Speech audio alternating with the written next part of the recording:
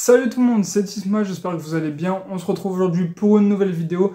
Dans cette vidéo, pas mal de choses intéressantes à dire. On commencera avec une page Mercato, évidemment l'officialisation de la semaine, Ryan Cherki qui devient un joueur de City. On y reviendra assez longuement dans la vidéo. On enchaînera avec une autre partie, des infos qui font pas forcément plaisir, vous verrez. Une info aussi de la semaine qui a fait la une de tous les médias sportifs, on y reviendra. Et on parlera également de la reprise de l'entraînement de Crystal Palace. Ça avance le dossier de la bourse. Donc c'est parti les gars pour la vidéo. On commence évidemment avec le dossier de Cherki, l'officialisation de la semaine, c'est triste. Depuis qu'il était tout jeune, il était à l'Olympique Lyonnais, centre de formation, il a fait toutes ses classes. Il a été exceptionnel, on parlait de lui, il avait 14-15 ans à peine. C'était déjà un gros talent et il a tout de suite percé, il a très jeune intégré l'équipe professionnelle. Il a mis du temps à se révéler, c'est que cette saison qu'il a été vraiment exceptionnel, on va dire qu'il a dépassé toutes nos attentes par rapport aux saisons passées, où il manquait d'intelligence de jeu clairement et de régularité. Là, cette saison, il a été très très bon sur toute la longueur de la saison. Il a été forcément très régulier et une précision de jeu exceptionnelle, une intelligence de jeu qu'on ne pensait pas qu'il avait. Il a tout simplement été d'une intuition sans faille, d'une vista inédite à l'Olympique Lyonnais depuis plusieurs années. Vous pouvez dire que j'en fais trop, non, j'en fais pas trop.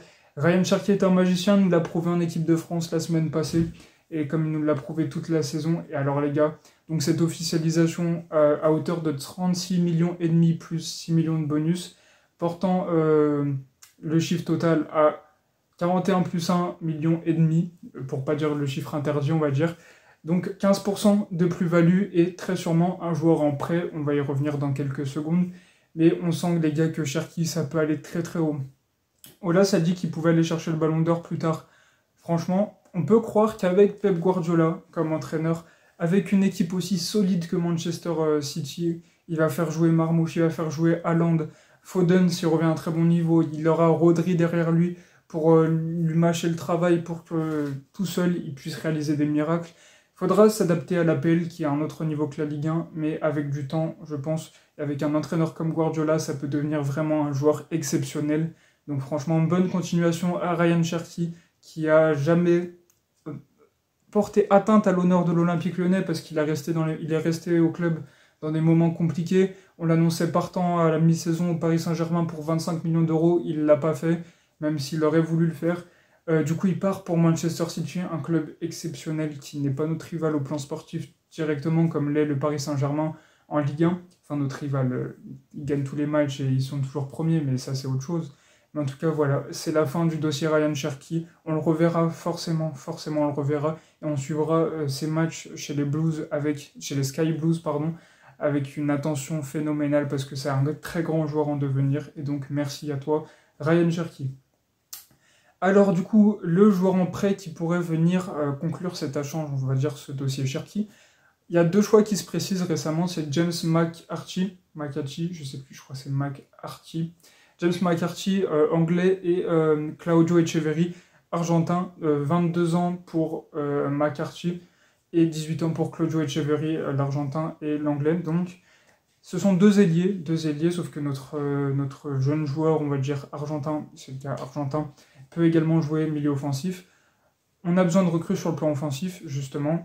Je pense qu'au moins l'un des deux, ce serait une bonne recrue. C'est deux gros potentiels qui sont assez intéressants, qui marchent bien lors de leur premier match, on va dire, en Première Ligue. Évidemment, qui ne sont pas au niveau de s'imposer pour le moment à City, c'est encore des pépites, des expected cracks, comme on appelle ça maintenant. Mais en tout cas, je pense qu'en Ligue 1, ça peut être très intéressant d'avoir ce genre de profil. Que ce soit Echeverri ou McCarthy, il n'y a aucun problème. On a besoin justement de recrues comme ça, donc on va prendre ce qu'il y a à prendre et on va s'en satisfaire. Donc ça, ce serait pas mal au niveau de cette recrue. Autre info mercato, on va rester en Première Ligue du côté de Forest, les gars.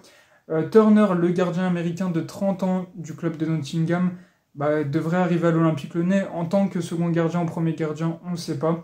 En tout cas, il devrait arriver pour un montant entre 8 et 9 millions d'euros. C'est trop pour un joueur qui a fait que, je crois, 4 apparitions en Première Ligue, c'est vraiment trop peu. Il a juste pour envie de se réveiller et pourquoi pas aller à la Coupe du Monde chez lui aux États-Unis l'année prochaine. Ce serait bien pour lui, on lui souhaite.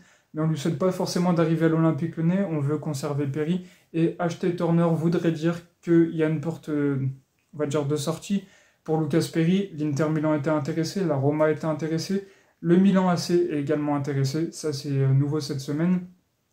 Donc on espère surtout garder notre portier brésilien qui a réalisé une saison folle, qui a été très très performant, comme je le répète depuis plusieurs semaines.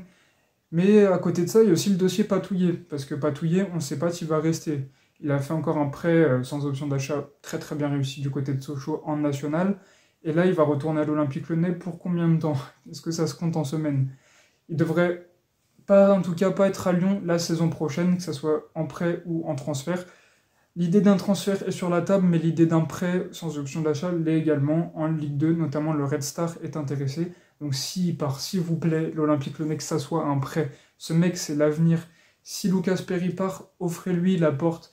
Il pourrait être deuxième gardien à l'OL et pourra prendre sa place petit à petit parce que c'est une pépite ce mec. J'ai regardé des extraits de lui à Sochaux, encore plus jeune les gars dans les formations, dans ses classes, à l'Olympique Lyonnais ou en réserve. Il a toujours été exceptionnel, ce mec est très très bon sur les pénaltys d'ailleurs. Il faut à tout prix le conserver parce qu'il va arriver bientôt, je crois, en fin de contrat la saison prochaine ou celle d'après maximum, je suis pas sûr. En tout cas, Perry, c'est un dossier...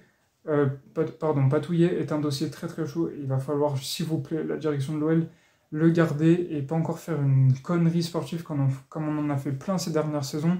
Je pense à Mamadou Sarr qui rejoint Chelsea pour pas grand chose alors qu'il serait à Lyon, pas dans la galaxie de Chelsea. Si on l'aurait vendu à Chelsea par exemple, il serait parti à 40 millions. Surtout au tarif des Blues. Donc forcément les gars, il faut prendre une bonne décision et conserver le Mathieu Patouillet à un très très grand coup parce que franchement il est exceptionnel.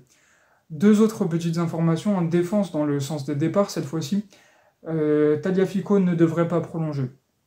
En début de saison, on avait entendu des rumeurs comme quoi il pourrait prolonger, qu'il n'était pas fermé à cette idée-là. C'est vrai, il n'est pas fermé à cette idée, mais lui veut jouer en Angleterre et l'Angleterre, on ne sait pas quel club, est sur ses côtes.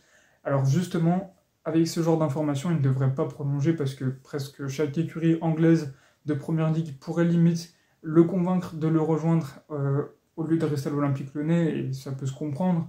Financièrement, sportivement parlant, il a envie d'aller dans un très très gros championnat, le plus gros du monde avant la fin de sa carrière, il commence à être âgé.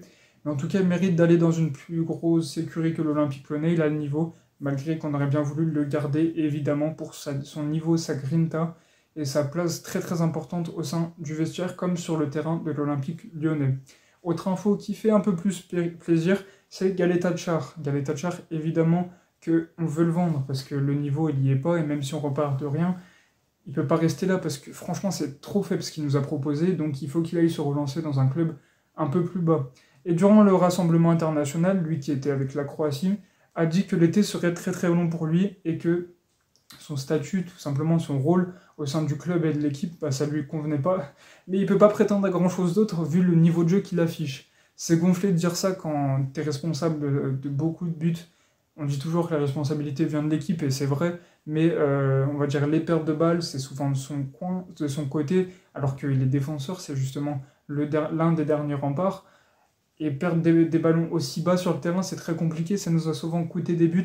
C'est pour ça qu'il faut qu'il parte forcément, qu'il aille dans un club pour se relancer. Donc l'été sera long, comme il le dit, on espère lui trouver une porte de sortie. Voilà pour le mercato les gars, on va passer à pas mal de petites infos intéressantes aussi. Donc on enchaîne, deuxième partie de la vidéo. Et on commence avec l'information, la triste information de la semaine. On a découvert donc Daniel Congré, fortement blessé, il a été transporté aux urgences les gars à l'hôpital, parce que il paraît qu'il aurait fait une tentative de suicide. Alors lui dément, mais le parquet de Toulouse a ouvert une enquête, ou de Montpellier, je sais plus, je crois de Toulouse, non de Montpellier. Le parquet de Montpellier a ouvert une enquête pour tentative de suicide, donc comme je vous l'ai dit, lui vient de nier, et que ce soit le cas ou non, on lui souhaite tout simplement un bon rétablissement, parce que c'est un membre de la famille Olympique Lyonnais, c'est le coordinateur sportif, donc on lui souhaite vraiment de bien se rétablir, et qu'il revienne, s'il souhaite revenir, dans les meilleures conditions possibles, que ce soit en santé mentale, en santé physique, et on espère en tout cas qu'il sera épanoui plus tard. Donc voilà, on lui souhaite vraiment bonne chance dans ce rétablissement à Daniel Congré. Donc voilà, on ne souhaite pas s'éterniser sur ce dossier-là parce que c'est pas très cool, et on essaye de conserver donc la pudeur de Daniel Congré. On va passer sur des dossiers plus joyeux, on va dire. Le premier, les gars, c'est une info qui fait plaisir au niveau de Crystal Palace. Alors, John Textor aurait reçu une offre de 200 millions d'euros d'un certain Jimmy Butler, les gars, joueur des Warriors en NBA qui ont perdu en demi-finale de conférence Est, je crois, contre je sais pas qui d'ailleurs. Bref, en tout cas, Jimmy Butler pourrait investir 200 millions pour récupérer les parts de John Textor, ce qui nous arrangerait, parce que rentrer d'argent, et on a besoin d'argent, ce qui arrangerait Palace, parce qu'il pourrait, si ça arrive, si ça se fait très rapidement, s'ils obtiennent une dérogation de l'UEFA, ils pourraient jouer la Ligue Europa. Donc on verra comment avance ce dossier, mais en tout cas c'est une offre de fait, une offre concrète qui fait franchement plaisir à nos oreilles. Dernière info de la vidéo les gars, c'est les vacances à l'Olympique Lyonnais, vous le savez. On les laisse profiter un peu, se reposer, et on espère que les organismes seront d'attaque, on va dire, la saison prochaine, et seront frais surtout. Donc pendant ces vacances, on ne sait pas encore ce qui se fait, on reviendra plus tard s'il y a des infos assez croustillantes là-dessus, mais on n'est pas une presse people ici, on essaye de parler foot avant tout. En tout cas, on reviendra dessus s'il y a des choses intéressantes à dire. Mais en tout cas, les gars, la reprise, ce sera le 7 juillet. Donc des vacances qui ne seront pas forcément très très courtes, parce qu'en Ligue 1, je crois qu'on est les derniers à reprendre avec une autre équipe, je ne sais plus exactement. Mais en tout cas, on reprend très tard par rapport aux autres, une semaine, 10 jours après. Donc on espère que ça payera, on fait confiance au staff, à Fonseca et ses hommes. Donc on verra ce qui se passe à ce niveau-là. Merci d'avoir regardé la vidéo les gars, j'espère que vous l'aurez kiffé. Si c'est le cas, on se retrouve la semaine prochaine. N'hésitez pas à liker, à commenter et à vous abonner. Et on se laisse sur une phrase de Bartuzza. L'Olympique Lyonnais est une formidable raison d'être heureux. Allez, ciao les gars.